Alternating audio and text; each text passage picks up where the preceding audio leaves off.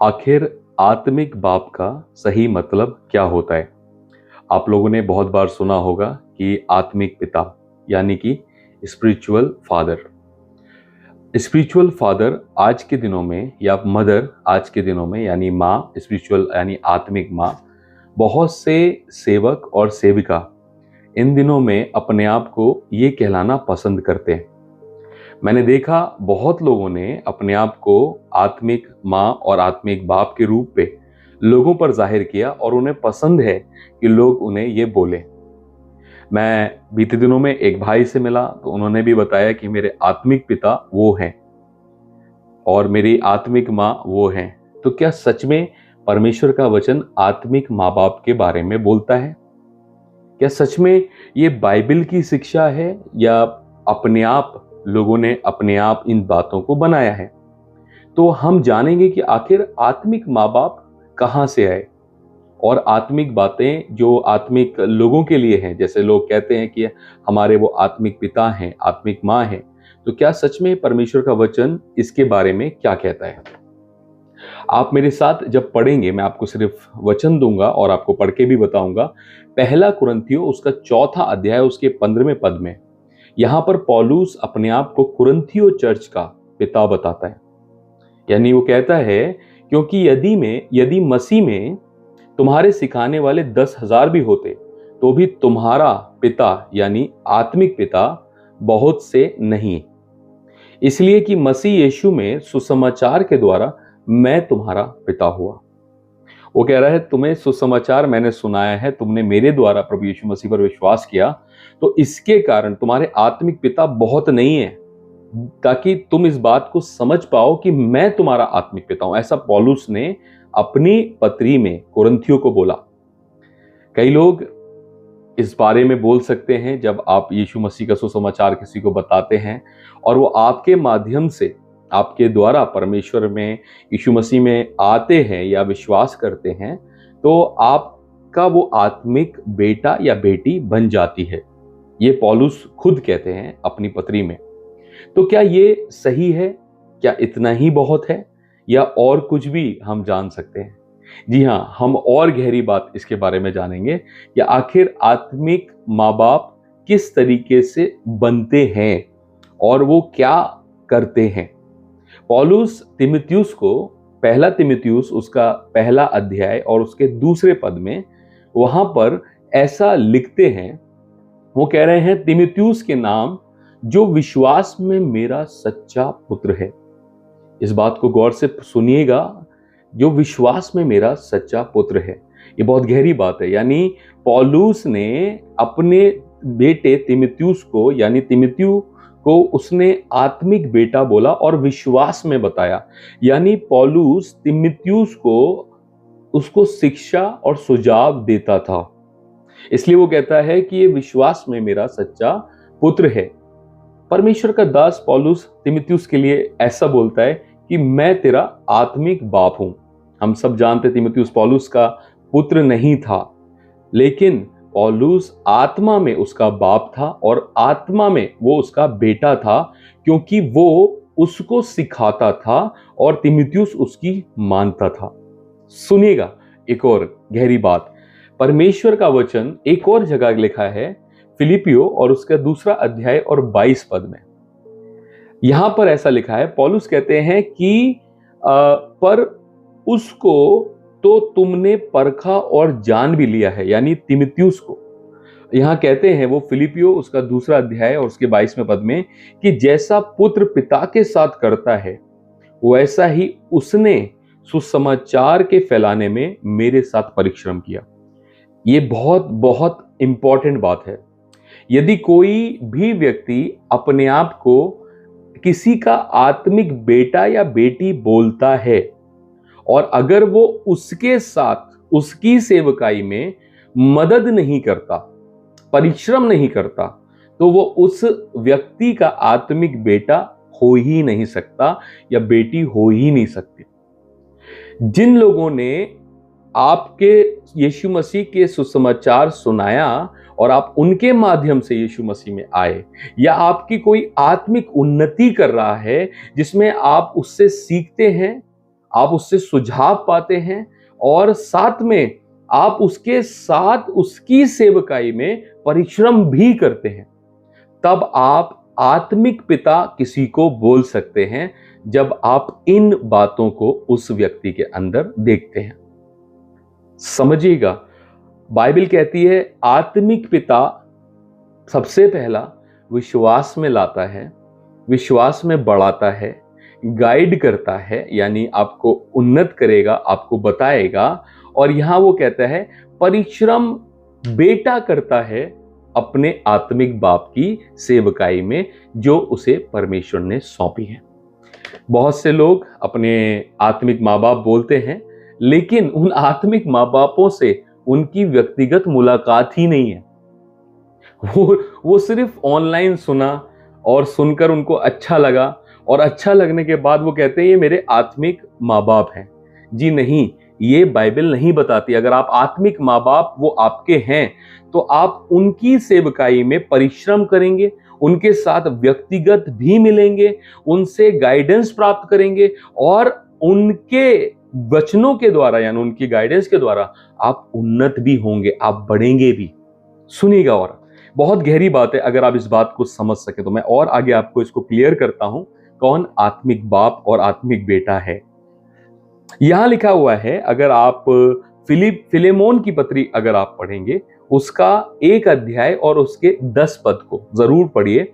वहां ऐसा लिखा हुआ है, पौलुस फिलेमोन को भी अपना आत्मिक बेटा बताता है। वो कहता है, फिलेमोन से कहता है 10वें पद में, पहला अध्याय इस पत्री में सिर्फ एक ही अध्याय है, यहां लिखा है मैं अपने बच्चे उनेसिमुस को, मैं माफ कीजिएगा, उनेसिमुस को वो अपना बेटा बताता है, और फिलेमोन को भी आत्मिक रीति पर वो अपना बेटा बताता है। मैं दोनों बातें बता रहा हूं, सुनिएगा। यहां लिखा है मैं अपने बच्चे उनेसिमुस के लिए जो मुझसे मेरी कैद में जन्मा है तुझसे विनती करता हूं। आप इस पत्री के बारे में जानते हैं, मैं आपको बता दूं, उनेसिमुस फिलेमोन का दास था और उसने कुछ ऐसा किया, उसके कुछ चीजों के साथ गलत किया, शायद उसके फाइनेंस के साथ गलत किया, जिसके कारण वो कैद में गया। और जब वो कैद में गया, उसकी मुलाकात पौलुस से हुई। वो यीशु मसीह को नहीं जानता था। पौलुस ने उनेसिमुस को यीशु मसीह के बारे में बताया, और जब उसने विश्वास किया तब पौलुस ने ये ठान लिया कि मैं उसे उसके स्वामी यानी फिलेमोन, जिससे वो भाग कर आया है, उसके पास उसे वापस भेजूंगा। और उसने जब ये ठान लिया तो उसने एक लेटर लिखा फिलेमोन को, उस फिलेमोन को जिसने पौलुस के द्वारा यीशु मसीह पर विश्वास किया। तो वो कहता है फिलेमोन भी उसका आत्मिक बेटा है जिसको वो लिख रहा है। वो क्या कहता है, बहुत गौर से यहां सुनिए। परमेश्वर का दास अपने आत्मिक बेटे उनेसिमुस से, जो जेल में पैदा हुआ, जब पौलुस जेल में थे तब उन्होंने इसे सुसमाचार सुनाया। सुनिए, वो कहता है, अगर आप 1 अध्याय उसके 18वें पद को पढ़ेंगे, 18वें और 19 पद को, मैं यहां ऐसा लिखा है, मैं आपके सामने इसे पढ़ूंगा। पौलुस फिलेमोन से कहता है इस खत में उनेसिमुस के लिए, वो कहता है, और यदि उसने तेरी कुछ हानि की है या उस पर तेरा कुछ आता है तो मेरे नाम पर लिख ले। मैं पौलुस अपने हाथ से लिखता हूं कि मैं आप भर दूंगा। यानी अगर उसने तेरे पैसे लिए हैं, अगर उसने तेरे कोई भी चीज की हानि की है, तो वो मेरे नाम पर लिख ले, क्योंकि अब मैं उसका आत्मिक बाप हूं और मैं आकर भरूंगा। ऐसा वो कहता है। यही आत्मिक बाप की खासियत है। सुनिएगा, खाली आप दूर से आत्मिक बाप नहीं बना सकते, आपको आत्मिक बापों के साथ रहना पड़ता है।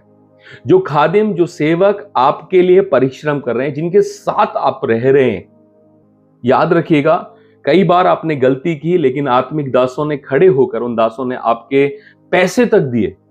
आप फंसे तो उन्होंने आपको छुड़ाया भी। ये इसलिए नहीं कि आप बहुत सुंदर हैं, आप बहुत अच्छे हैं, लेकिन इसलिए क्योंकि आत्मिक बाप ऐसा करते हैं। और आत्मिक बेटे क्या करते हैं? आत्मिक बेटे अपने बाप की सेवकाई में पूर्ण रीति से परिश्रम करते हैं, जैसे तीमुथियुस ने किया। तब आप किसी को आत्मिक बाप बोल सकते हैं। सुनिएगा, स्पिरिचुअल, मैं कुछ बात बता रहा हूं, स्पिरिचुअल फादर के रोल क्या है। सिर्फ कुछ पॉइंट्स में मैं आपको बता रहा हूं। सबसे पहला बात, someone who leads others to faith, यानी कोई व्यक्ति, कोई ऐसा परमेश्वर का दास जो दूसरों को विश्वास में लाता है, यीशु मसीह के पास या यीशु मसीह से मुलाकात कराता है, उन्हें डिसाइपल करता है, यानी उन्हें चेले की रीति पर तैयार करता है, वही आत्मिक बाप कहलाने के योग्य है, जो उनको गाइडेंस देता है कि आपको क्या करना है। सुनिए, यहां पर लिखा है अगर जरूरत पड़े तो उनकी फाइनेंशियल जरूरत यानी उनकी आर्थिक चीजों में भी उनकी मदद करता है। ऐसा नहीं हो सकता कि आप सिर्फ उनको वचन सुना रहे हैं अपने आत्मिक बच्चों को, और वो अगर भूखे मर रहे हैं, वो अगर परेशान हैं, वो अगर जॉबलेस हैं, वो अगर दुख तकलीफों में हैं, वहां पर आप नहीं खड़े हैं तो आप इस योग्य नहीं हैं कि आप आत्मिक बाप बन सके।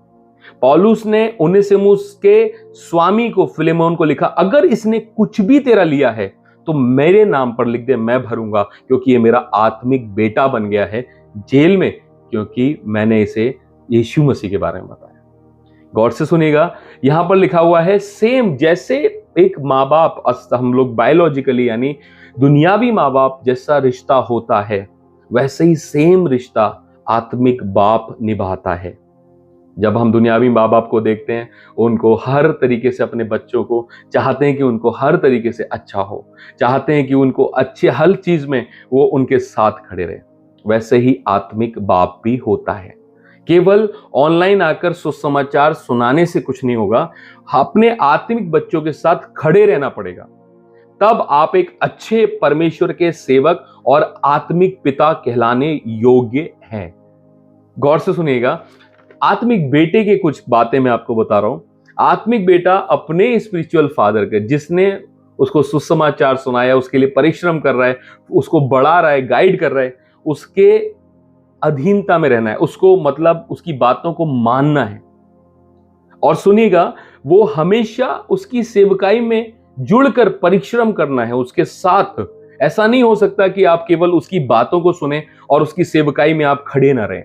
तीमुथियुस पौलुस के साथ सेम परिश्रम किया जो पौलुस ने सुसमाचार सुनाने के लिए किया।